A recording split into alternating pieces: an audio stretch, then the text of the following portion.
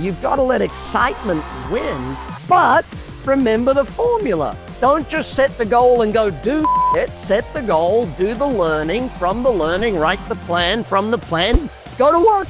Today we have a great episode all around setting goals and achieving what you want out of your life. Tom, Kobe, LeBron, they all have coaches who hold them accountable. They're just smart enough to pay coaches to hold them accountable. Super excited to be sitting here with Brad Sugars. All right, well, thank you so much, Brad, for coming in and answering some questions today. My topic I chose was goals, as I started the 30X Life Challenge recently. And to get right into it, why is setting goals so crucial for one's success? Well, goals builds momentum. So, if you don't have somewhere to go, the old saying of if you don't know where you want to be in 5 years, you're already there. So unless you set a goal of somewhere to be, you will stay where you're at. Now, the problem with that is the second law of thermonuclear dynamics, which, put very simply, is a tree is either growing or it's dying. Right? That's the simplest way to illustrate that. So a person is either growing or they're going backwards. Now, if you think of it this way, in business, you're either getting ahead or you're falling behind. And if you're staying steady, your competitors are beating you, so you're actually falling behind. In any part of the world, you've got to keep growing. Now, when you set a goal, though, the problem with it is that you set the goal and the first thing you think to yourself is, well, how am I going to do that? And that's the wrong question to ask. The question should be, what books should I read? What things should I study? What do I need to learn to achieve that goal? So I think it gives us two things. It gives us momentum, direction, momentum. It keeps us moving, but it also gives us a list of things that we need to learn, understand, how we need to grow, that sort of thing. So you actually spoke on my next question. What are some of the key factors to consider when you sit down to write your goals? I think the first thing you got to do is pick the areas you want goals in.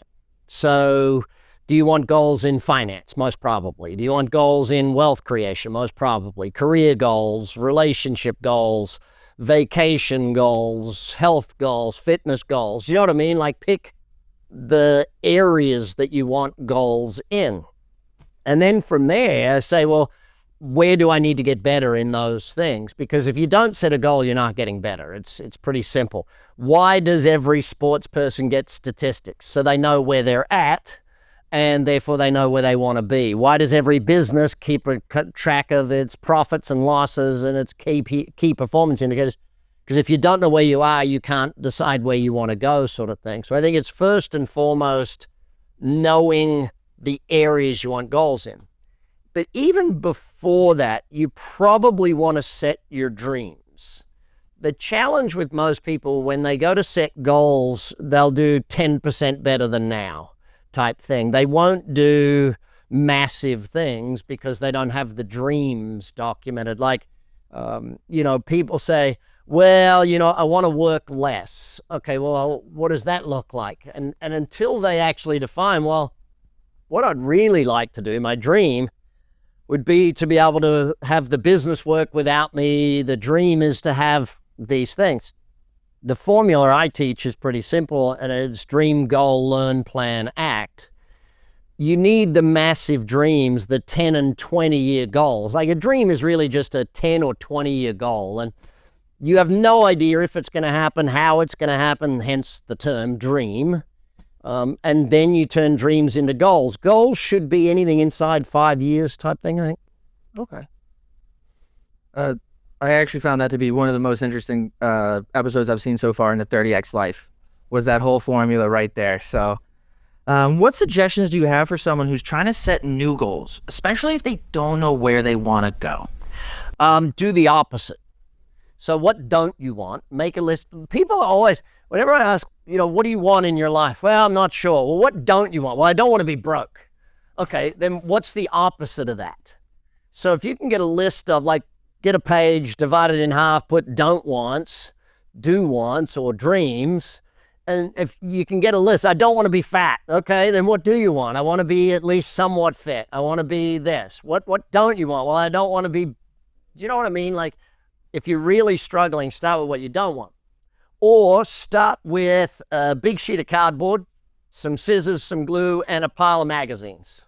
Go through the magazines and just cut out pictures or words or things that resonate with where you want to be. We call it a dream chart, and you start with that. I mean, just start by getting a picture of it. I remember the first time I did that, I was maybe 19 or 20 and stuck it up on the wall. Well, eventually, I think I moved offices or something, and I found it like 5 years, 10 years later. Every single thing on that dream chart had happened. And it was like, dang, I got to keep doing these things. It's like it brings in the law of attraction into account. Like a big part of goal setting is, goal setting enlists the formula of gravity. Now, most people won't understand that, but the formula for gravity is M1 times M2 over D squared, which means the mass of one. So if you define your goal, you're giving mass to what you're attracted to or what you're attracting to yourself, sort of thing. Gravity will help. If you grow yourself, you learn, you study, you put in the extra effort, you get more knowledge, you get more skills, then you're increasing your mass. So if you're getting better and you're defining your dreams more, then the mass of the two starts to come together. If you go visit the showroom and sit in the car, you're bringing the distance closer together, sort of thing. If you put it on that dream chart, it's in front of you. I remember my first Rolex watch. I had a picture of it, a Submariner, blue face, solid gold. Had a picture of it sitting on my computer screen next to my computer every day for about 4 years before I bought the dang thing. But, you know, it sat there every day. It kept me focused. Oh, what an amazing way to say that. So what are some common mistakes people make when they set goals? I think we go back to the first mistake is they ask the question, how? Professor Alan Pease put it best. He said, how is the enemy of goals? Because the moment you set a goal and like, you know, you tell someone your goal and they go, well, how are you going to do that? How are you going to do that? And you're like, I don't know how I'm going to do it. And they're like, well, see, you're not going to do it. I was like, shut up.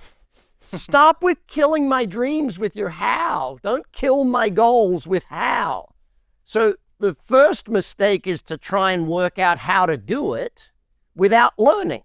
The moment you set a goal, I go back to what I said earlier, you have to define, okay, let me find 6 books to read on that subject. Let me find 4 or 5 podcasts to listen to.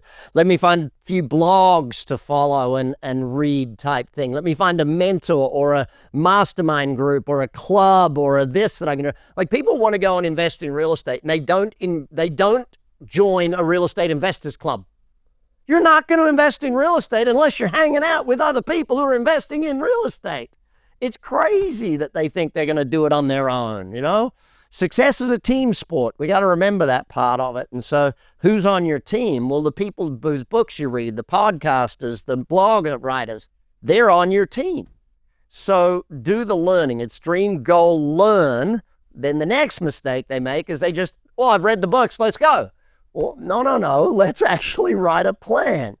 And that's what you mentioned, 30X Life. What is the point of 30X Life? To write a life plan. Why does 30X Business? To write a business plan. Why 30X Wealth? To write a wealth plan.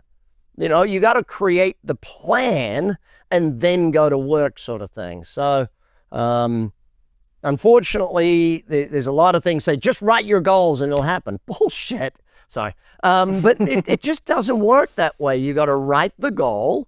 You got to then do the learning. And that's where I think people don't give themselves the time to learn and grow. I go back to 16 years old. I got to see James Rohn in the Brisbane City Town Hall. And I set a goal of retiring at 25. 16-year-old me said, I'm going to give myself 9 years to be financially free, right?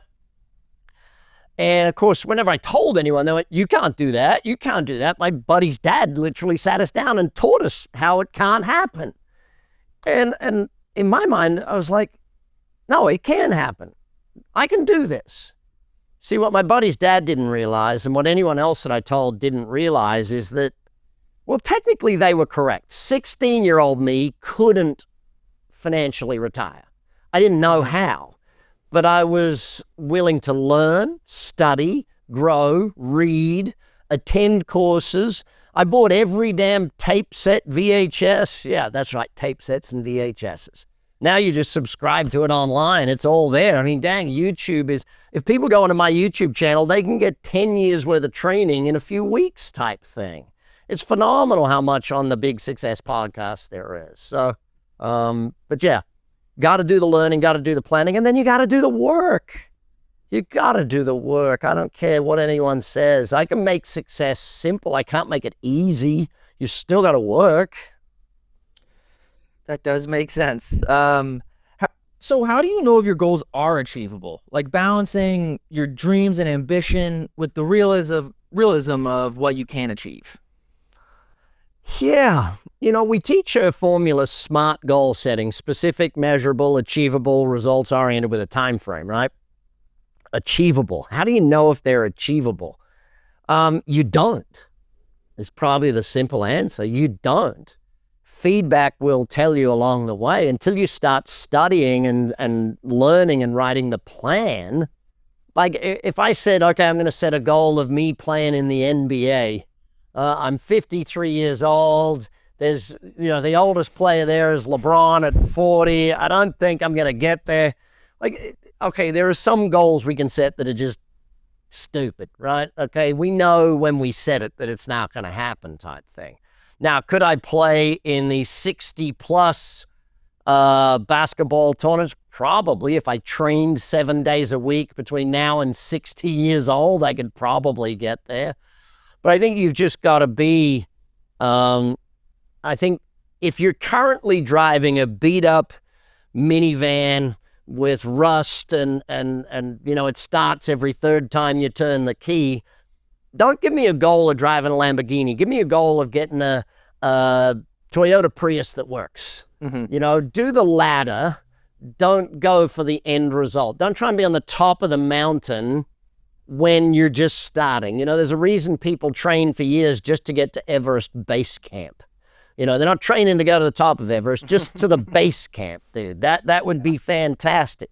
And that's like even now, I would say I could train to go to Everest Base Camp. And then once I've done that, then I could work out, hang on, can I do Everest? Now, you know what? Let's do Kilimanjaro and then decide if we can do Kilimanjaro, then we can make it. Do you know what I mean? Like if you do the step before that, and then you can sort of work out, is that next thing possible? Like if you're driving I had a young fella come up to me at the gas station the other day. He's driving a nice Beamer and beautiful 5 Series Beamer. And he comes over to me and says, what do you think I'd have to put down to buy one of these? I was in my Lamborghini and I said, 270 grand. He goes, no, but what would I have to put as a deposit? I said, if you can't afford the thing with cash, you can't afford it, all right? Stay in your Beamer. It's a beautiful car.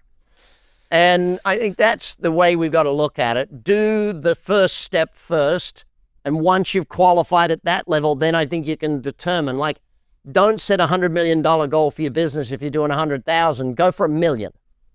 And then go for 10 million. And then, you know what I mean? Like if you get the next one, then you can tell. You don't see a track star going, okay, I'm currently running 7-minute miles, I'm going to go for the 4. No. How about we get to 6-minute miles or 6.5-minute miles first? Probably the best way.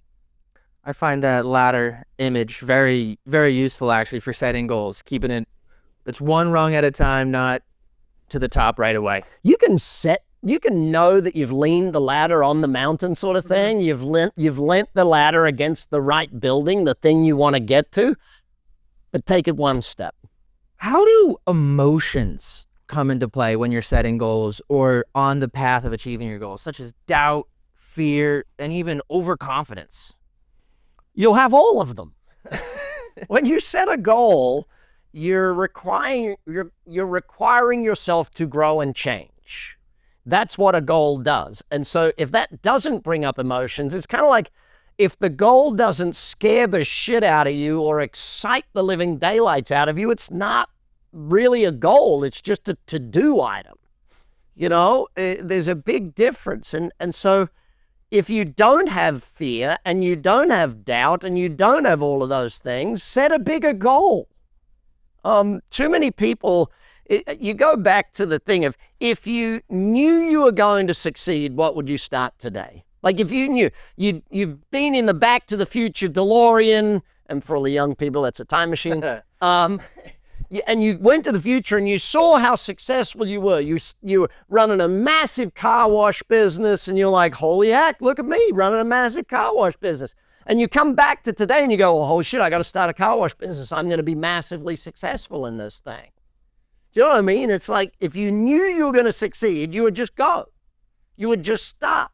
But people have the whole doubt thing.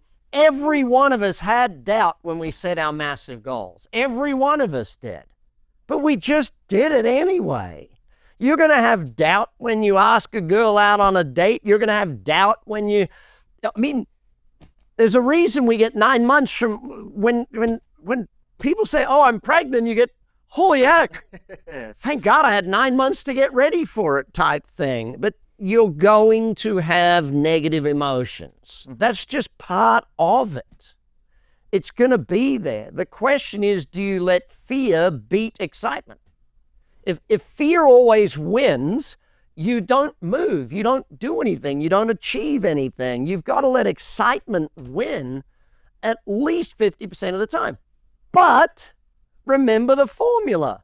Don't just set the goal and go do shit. Set the goal, do the learning, from the learning, write the plan, from the plan, go to work. All right, that was fantastic. So with that, what advice do you have for people just to create the framework to stay on that path, to balance those emotions? And what advice just to try and stay on the path and overcome those doubts and fears? You got to build the habits of success. The habits of success include learning every day.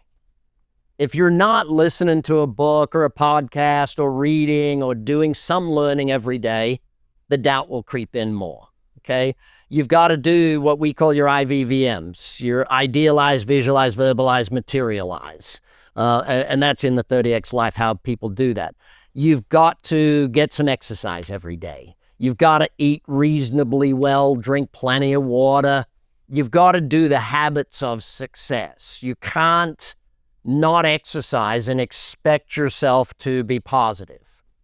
Without the chemicals that are released from the exercise, positivity won't stay with you. Your gut health, that's where your gut health determines the happiness. John Ashraf, who's on my podcast, talks about that in detail. But understanding that inner body, the oxygen levels, all of those sorts of things, it's really important to understand what it takes to build a body that is ready for success to happen type thing. And so learning, exercise, eat, drink right, those sorts of things, keep the internals healthy if you want the brain to be healthy. You can't operate on peak brain if the body is not fully oxygenated. You can't operate on peak brain if the body's dehydrated. If it's depleted in minerals and vitamins, you can't have peak brain activity. You go into negative brain cycles. And, what breeds negative brain cycles? Alcohol, drugs, all of those things bring depression into the brain.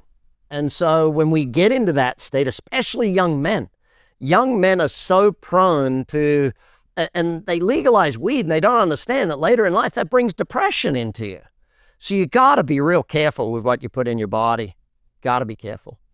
Well, hey there, and thanks for listening. I've noticed that 78% of you are brand new, which means you haven't hit the subscribe button yet. By subscribing, you help us bring on even better guests, better quality content, and serve you better with even more podcasts. So please hit that subscribe button. It only takes a second. It makes a huge difference. If you support us, we're going to support your success and help you achieve big success together. How about accountability, such as having a coach or a mentor? And how does that affect achieving your goals? Having someone else there to kind of push you forward? Well, you're not going to kick your ass the same way your coach will. Simple as that. If the coach came into the game and told me to run laps, I'd probably run 2 laps if it was up to me, but the coach tells me I'll run 10. Do you know what I mean?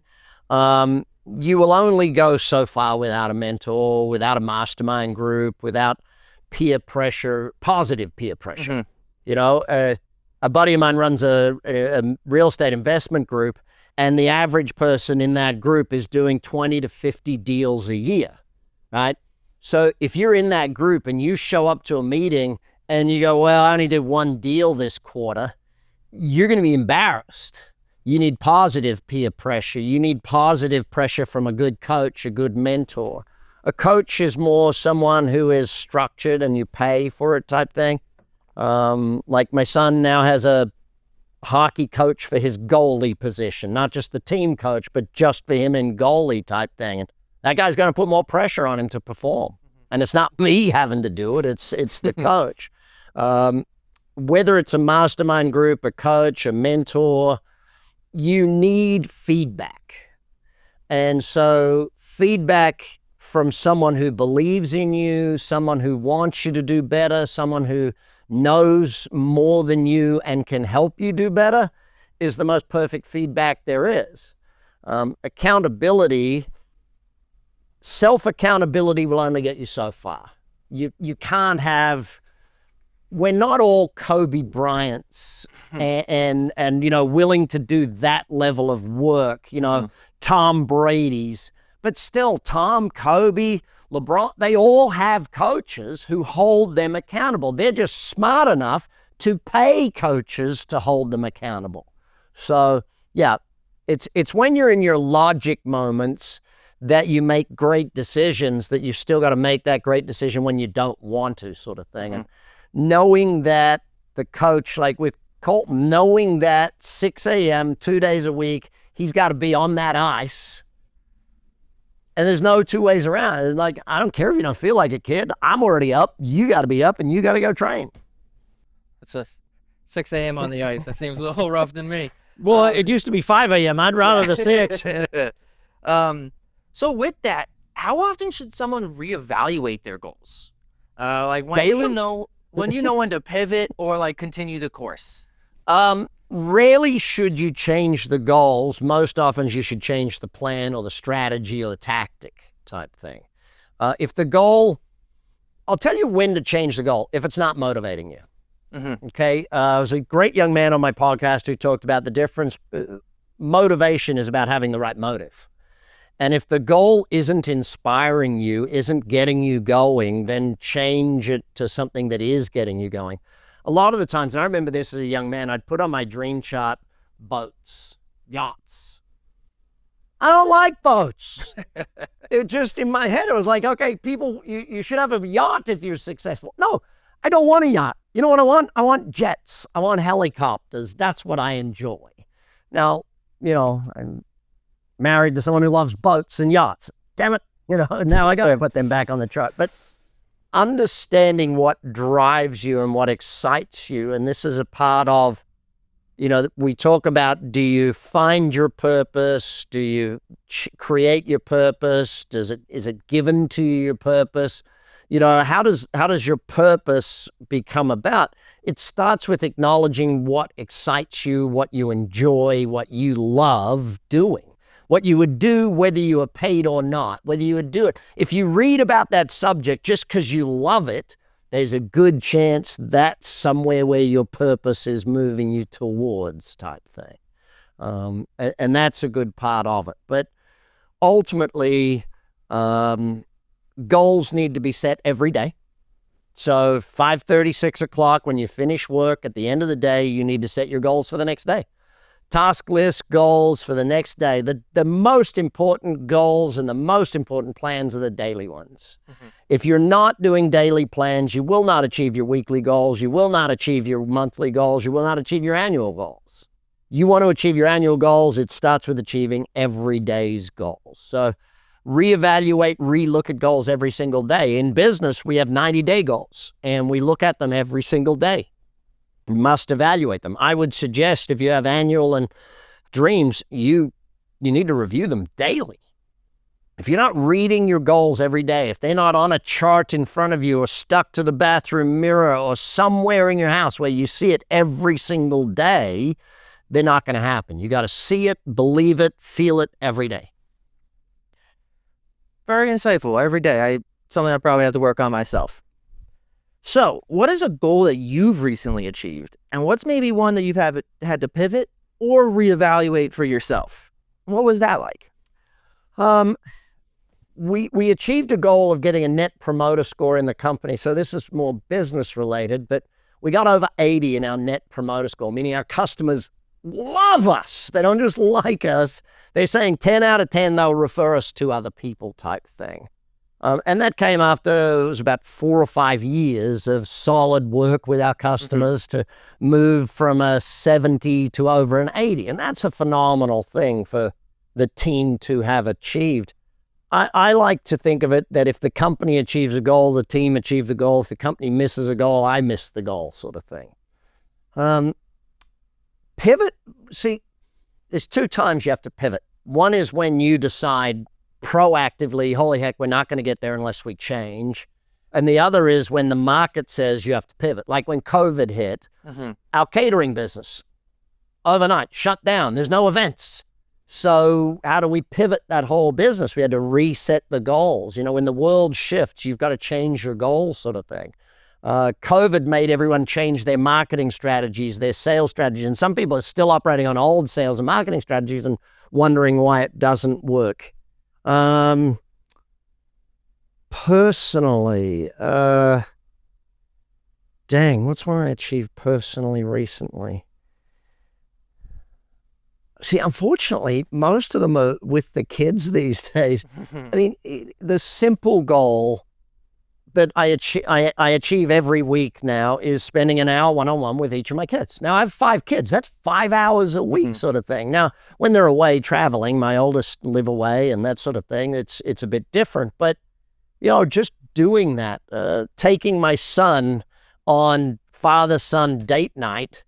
He has a favorite steakhouse. It's where we go and that sort of thing. We don't do that every week, obviously. It'd be a little bit hard on the diet program. But just those little goals are probably more important to me now than the massive goals. But even getting the business plan done on time, getting those sorts of things, I like those little goals too. So really enjoying even the small steps and the bigger picture of things. I love the daily goals, you know, just getting things done on a daily basis and it starts with writing the list. And I don't know, I love ticking them off. I taken more to crossing them off these days. So I handwrite my goals still because I like the feeling. I don't know, there's something magical when you handwrite your goals that it just changes rather than typing it in, sort of thing. There's more, I don't know, I take ownership of it a little more. No, I understand that. So for my very final question, if you could give just one piece of advice to someone dreaming of a better lifestyle but unsure where to start, what would it be? Oh, one piece of advice. Jim Rohn taught it to me when I was 16. He said, never wish your life were easier, wish that you were better. And he backed it up with a simple statement, work harder on yourself than you do on your job. You've got to build you. The only thing you can ever control is how you build you, how much time, energy, and effort you put into building you. You can sit at home and play computer games all night, or you can read books all night. You can listen to podcasts all day, or you can listen to dumb, stupid stuff. You know, how much time, energy, and effort you put into building you, especially when you're young, pays massive dividends further down the road. If you can learn the principles of success when you're in your teens or in your 20s, holy heck, how much easier is life in your 30s, 40s, 50s, and 60s? It's crazy to me that people wait until they're in their 40s and 50s to start learning how to be successful. Learn success when you're young. Study it. Anything you want, you've just got to study someone that's done it. Fantastic. Well, thank you so much. You've been listening to the Big Success Podcast with the #1 business coach in the world, Brad Sugars. To learn more about how to achieve business and personal success, as well as how to level up or listen to past episodes, visit www.bradsugars.com.